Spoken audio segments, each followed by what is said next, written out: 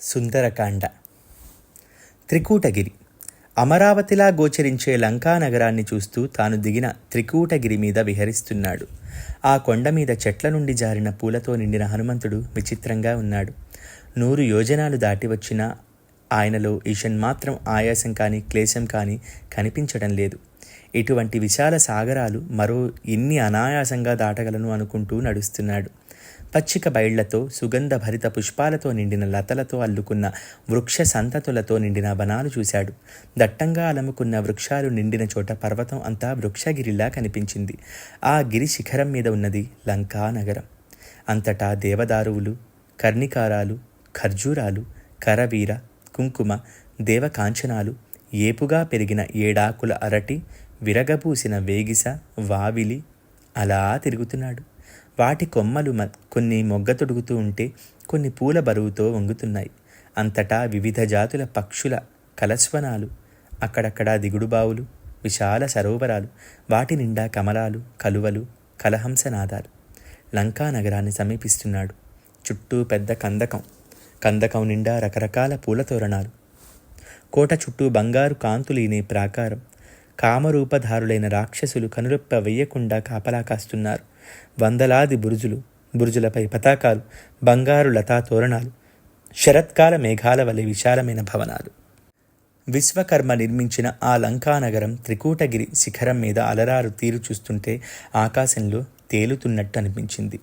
ప్రాకారమే కటిస్థలంగా, కండకాలలోని నీరే చీనాంబరంగా, కోట గోడల మీద శతఘ్నులు, శూలాలు కేశపాశంగా, బురుజులే ఆభరణాలుగా వెలిగే ఆ నగరాన్ని విశ్వకర్మ మనస్సంకల్పంతో అవతరింపజేసినట్లున్నాడు అనిపించింది. దానిలో భవనాలు ఆకాశాన్ని అంటుతున్నాయి. ఒకనాడు కుబేరుని రాజధాని అది.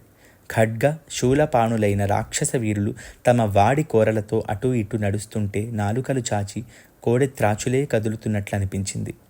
అలా ఆ నగర ప్రాకార రక్షణ విధానాన్ని చూస్తూ హనుమంతుడు, ఈ లంకలో అడుగు పెట్టడం అసాధ్యం, పెట్టినా దుర్భేద్యమైన దీనిని స్వాధీనం చేసుకోవడం మరీ కష్టం.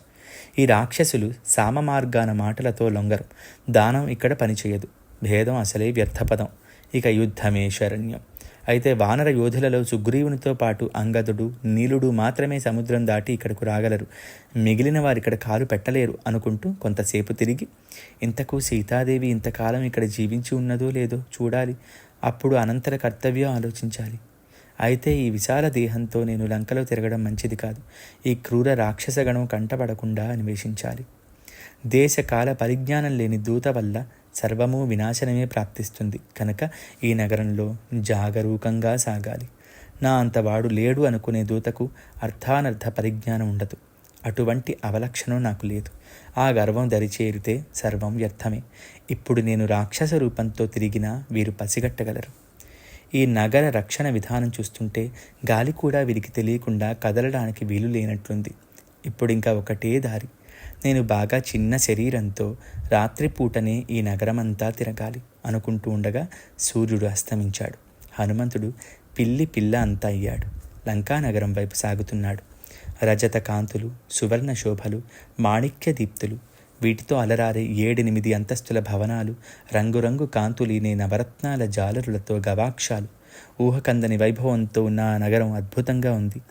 అటువంటి లోకోత్తరమైన నగరాన్ని చూచిన సంతోషం, రామపత్నిని ఎలా చూడటం, ఎక్కడుంటుందా అనే విచారం, అంతలో ఆయన యత్నానికి తోడుపడటానికో అన్నట్లు చంద్రుడు ఉదయించి పైకి వస్తున్నాడు. తామర తూడు వంటి కాంతులు, పాల వెన్నెలలు, ధవళ శంఖరోచులు, సరోవరంలో విహరించే తెల్లని హంసలా ఉన్నాడు నీలాకాశంలో చంద్రుడు. లంకిణి. తాం రత్నవసనోపేతాం గోష్ఠాగారావతంసికాం యంత్రాగారస్థనీం వృద్ధాం ప్రమదామివ భూషితాం. మేఘం వలె వ్రేలాడుతున్న శిఖరాలు గల లంబపర్వతం మీదుగా లంకానగరంలో అడుగు పెడుతున్నాడు ధీమంతుడైన హనుమంతుడు. అందమైన ఉద్యానవనాలు, స్వాదు జలపూరితాలైన సరోవరాలు, శరత్కాల మేఘాల వలె భవనాలు, సముద్రపు చల్లని గాలి, చక్కని ద్వారతోరణాలు, ప్రాంగణాలలో మత్తేభాలు, సర్పరక్షితమైన పాతాళలోక రాజధాని భోగవతిలా ఉంది లంకానగరం. విద్యుల్లతలు నిండిన మేఘాలతో కాంతివంతమై చండమారుతంతో అలరారే అమరావతిలా ఉంది. మయూరాలు, రాజహంసలు, క్రౌంచ మిథునాలు, వీటి కలస్వనాలకు తోడుగా నగర నారీజనుల ఆభరణాల ధ్వనులు, భేరీ భాంకారాలు, నగరం నలుమూలల ఆయుధధారులైన రాక్షసయోధుల పహార చూస్తున్న హనుమంతుడు ఈ నగరంలో సామాన్యుడెవడూ అడుగు పెట్టలేడు. అంగద, సుషేణ, కుముద, మైంద, ద్వివిధులు, వీరితో పాటు కేతుమాల, భల్లూకపతి, కుశపర్వ, వానర యూధపతి, మా ప్రభువు సుగ్రీవుడు తప్ప మరెవరూ ఇటు చూడలేరు అనుకున్నాడు. ఆ సమయంలో రామలక్ష్మణుల పరాక్రమం స్మృతికి వచ్చి హనుమంతునికి ఆనందం కలిగింది. చూస్తున్నాడు హనుమంతుడు. రత్నకాంతులే ఆచ్ఛాదనా వస్త్రంగా, గోశాలలే భూషణాలుగా, యంత్రాగారాలే ఉన్నత వక్షోజాలుగా అలంకరించుకున్నట్లుంది లంకానగర నారీరత్నం. నగర గృహాలలోని దీపకాంతుల వల్ల లంకలో చీకటి అనేది లేకుండా పోయింది. అప్పటికి లంకా నగరాది దేవత వికృతాకారంతో హనుమంతుని ఎదుట నిలిచి గర్జించి, ఇక్కడికి ఎందుకు వచ్చావు? నీ పేరేమిటి?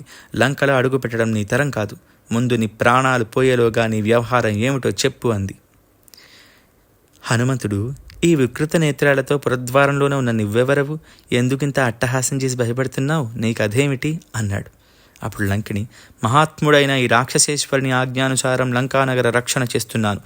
నన్ను కన్నుగప్పి లంకలో అడుగు పెట్టడం ఎవరి తరం కాదు. సిద్ధంగా ఉండు, నీ ప్రాణాలు హరిస్తున్నాను అంది. అప్పుడు హనుమంతుల వారు, ఈ విశాల ప్రాకార ద్వార తోరణాలతో అలరాలి లంకానగరాన్ని చూడాలని కుతూహలంతో వచ్చాను. ఈ ఉద్యానవనాలు, చిన్ని చిన్ని అడవులు, పెద్ద పెద్ద భవనాలు చూచిపోవాలనిపించింది అన్నాడు. లంకిణి, ఓరి దుర్బుద్ధి, వానరాధమా, నా అనుమతి లేకుండా ఈ నగరం చూడగలవా అంది. అప్పుడు హనుమంతుడు, అమ్మాయి, నగరం చూస్తాను, చూసి వచ్చిన దారినే వెడతాను అన్నాడు. ఆ ధోరణి లంకిణికి నచ్చలేదు. తన అరచెయ్యి విప్పి గుండె మీద చరిచింది. ఆ పిడుగు దెబ్బకు హనుమంతుడు ఒక్క అరుపు అరిచాడు. ఉత్తర క్షణంలోనే ఎడమ పిడికిలి బిగించి ఒక్క పోటు పొడిచాడు. ఆ పోటుకే లంకిణి అవయవాలు పట్టుతప్పి కళ్ళు తేలవైచి నేల మీద వాలింది. ఆయనకు జాలి కలిగింది. అంతలో లంకిణి గద్గద స్వరంతో, ఓ మహాపరాక్రమ సంపన్నుడా, రక్షించు రక్షించు, బలధైర్యాలు కలవారు, నియమవ్రత పరాయణులని ఎరుగుదును.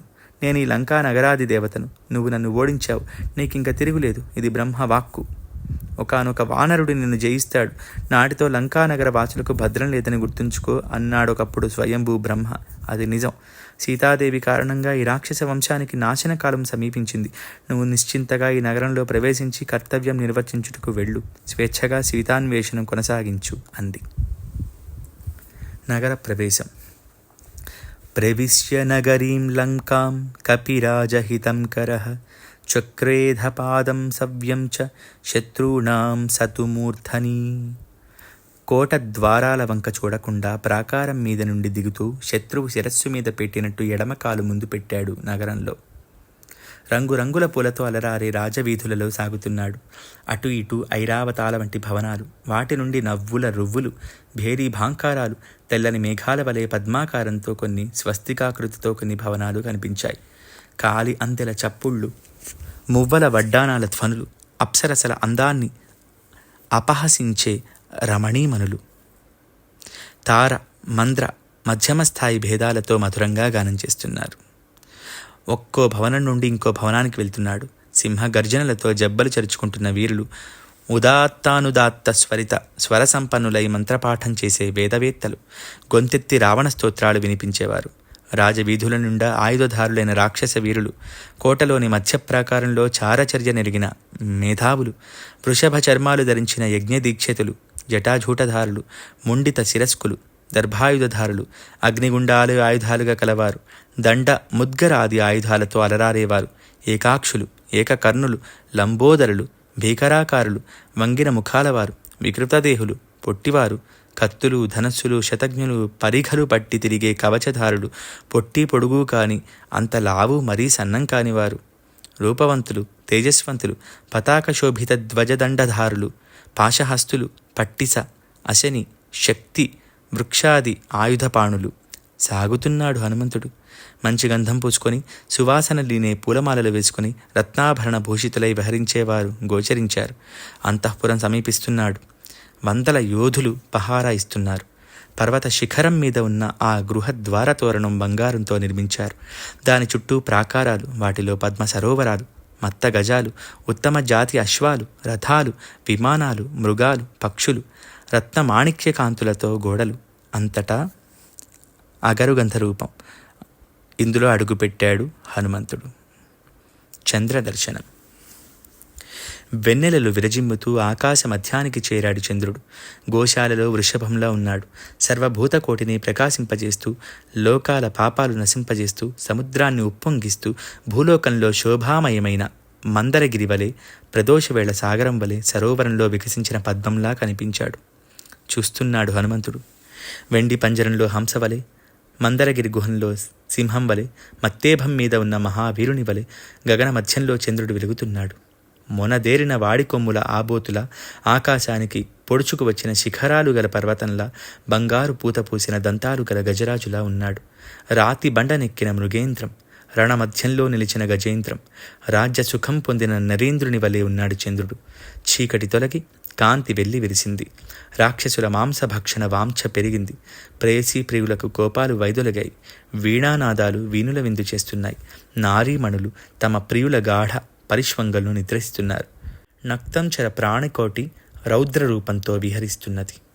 ప్రయాణయోగ్యమైన రథాలు, అశ్వాలు, వాటికి తోడు భద్రమైన ఆసనాలు కల ఆ భవనాలలో మదిరాపానమతులు యథేచ్ఛా విహారం చేస్తున్నారు. ఆ రాక్షస జనంలో పరిహాస ప్రసంగాలు, భుజస్ఫాలనాలు, ఒకరిపై ఒకరు విసురులు. కోలాహలంగా ఉంది. మరీ మత్తులో ఉన్న కొందరు ఎదురుగా ఉన్న అందగత్తెల మీద వాలుతున్నారు. స్త్రీ జనంలో కొందరు సుఖంగా నవ్వుతూ మధురంగా పలుకుతున్నారు. కొందరు అలకతో దీర్ఘంగా నిట్టూరుస్తున్నారు. మరికొందరు హాయిగా నిద్రపోతున్నారు. గజఘీంకారాలు, మహావీర విశ్వాసాలు, పడగలు విప్పిన సర్పాల బుసబుసలతో నిండిన మహాహ్రదంలా కనిపించింది. సజ్జన సత్కారాలు కూడా ఉన్నాయక్కడ. ఆ రాక్షసగణంలో ధీమంతులు, కార్యకుశలులు, శ్రద్ధాళువులు ఉన్నారు. రూప గుణ సంపన్నులైన పురుషులు, వారికి యోగ్యులైన పరిశుద్ధ హృదయులైన వారి ప్రియురాండ్రను చూశాడు. సిగ్గుతెరలో వెలిగే భామలు కొందరు, భర్త పరిష్వంగంలో పరవశించేవారు కొందరు, ప్రియుల అంకసీమలో అంగనలు, మేడల పైభాగాలలో విహరించే భామామణులు, మదన మంత్ర పరాయణులు కొందరు, ధర్మాచరణ మర్మమెరిగిన మహిళలెందరూ, మేలి ముసుగు జారగా బంగారు శోభతో కొందరు, కొలిమిలో కరుగుతున్న బంగారు కాంతి శరీరాలు కొన్ని, చంద్రకాంతితో మరెందరూ. వారిలో కొందరు విరహ వ్యధలో ఉన్నారు. అభిసారికలు, వాసవ సజ్జికలు, మెరుపు తీగల మాలల వలె ఉన్నారందరూ. అందరూ కనిపించినా సీతాదర్శనం కాలేదు హనుమంతునికి. సనాతన ధర్మశీల పతివ్రతా శిరోమణి రామ హృదయేశ్వరి గోచరించలేదు. రామ విరహంతో ఆ ఇల్లాలు అస్పష్ట చంద్రరేఖ వలె, ధూళి సోకిన బంగారు కణికల, వాయుధూత మేఘశకలం వలె ఉంటుంది అనుకుంటూ అన్వేషణ సాగిస్తున్నాడు. కనిపించలేదు సీత. శోకవశుడయ్యాడు హనుమంతుడు. అన్వేషణ. సూర్యకాంతులీనే ప్రాకారంతో ఉన్న రావణ భవనం వైపు అడుగుపెట్టాడు. సింహరక్షితమైన అరణ్యంలా ఉన్నదది. ఏనుగుల మీద, గుర్రాల మీద, రథాల మీద మహాయోధులు కాపలా కాస్తున్నారు. ఆ రథాలు రజిత సువర్ణ దంత వినిర్మితాలు, సింహ శార్ధూల చర్మాలంకృతాలు. భవనం నిండా రంగురంగుల పక్షులు, మృగాలు, మణిఖచిత పాత్రలు, రత్న వినిర్మితాసనాలు, విచిత్రభూషణ శోభతో అలరారే యువతీజనం. శంఖ భేరి మృదంగనాద తరంగాలతో సముద్రం వలె ఉన్నది. పూజలు, హోమాలు సాగుతున్నాయి.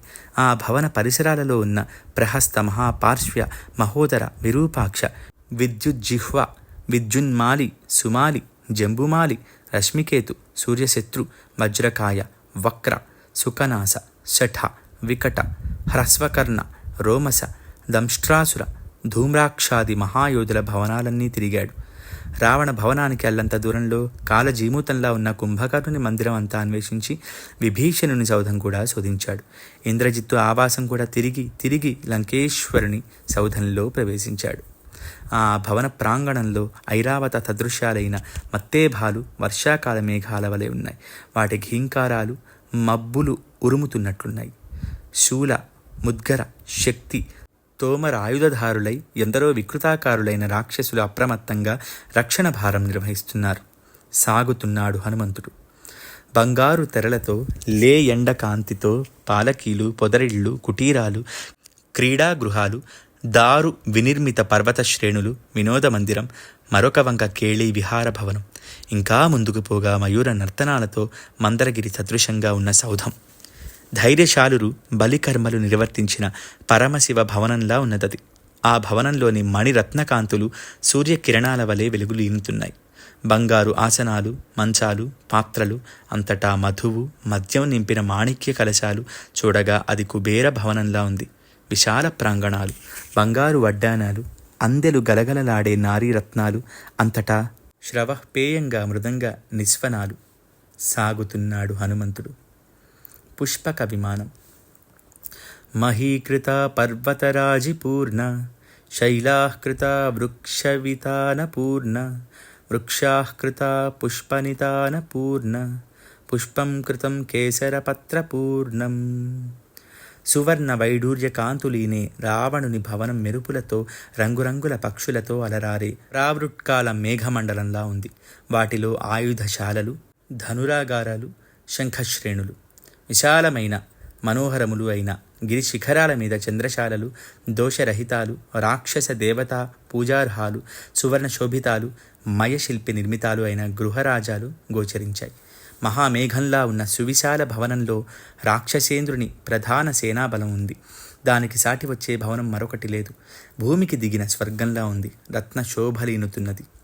కేసరాలు నిండిన పూలతో మునిగిన వృక్షాలతో అలరారే గిరి శిఖరంలా ఉంది. ఆ భవనంలో నారీరత్నాలు మేఘాలలో మెరుపుల వలె ఉన్నారు. ఆకాశంలో విహరించే పుణ్యపురుషుల విమానంలా ఉంది. రాజహంసలే వాహనాలుగా ఉన్నట్లుంది. అది పుష్పకం. రంగురంగుల శిలలతో శోభించే పర్వత శిఖరం వలె రత్న ఖచితమై, గ్రహ పరివేష్టిత చంద్రమండల సదృశ్యమై, విచిత్ర మేఘాలయమై గోచరించింది. ఆ ప్రాంతపు భూప్రదేశం పర్వత సమూహంతో, పర్వతాలు తరు సముదాయంతో, తరువులు పూలగుత్తులతో, పూలు పరాగ సముదాయంతో ఉన్నాయి. సౌధాలు, సుధాధవళములు, సరోవరాలు, పద్మ సంభరితాలు, పద్మాలు, కేసరపూర్ణాలు చిత్రచిత్రంగా ఉన్నాయి. భవనాలన్నిటికంటే ఉన్నతంగా రత్నజ్యుతులతో అలరారుతున్నది పుష్పక విమానం. కొన్ని పక్షులు వైడూర్య మణిమయాలు, మరికొన్ని రచిత ఖచితాలు, ప్రవాళ స్వర్ణ నిర్మితాలు, కొన్ని సర్వము స్వర్ణమయం. సర్పాలు, జాత్యస్వాలు అన్నీ చక్కగా చెక్కి ఉంచారు. పగడాలతో, బంగారుతో పువ్వులు చెక్కిన రెక్కలు కొన్నింటికి, వయారంగా వంగిన రెక్కలతో కొన్ని. మదనుని సమక్షంలో ఉన్న పక్షుల వలె ఉన్నాయన్ని.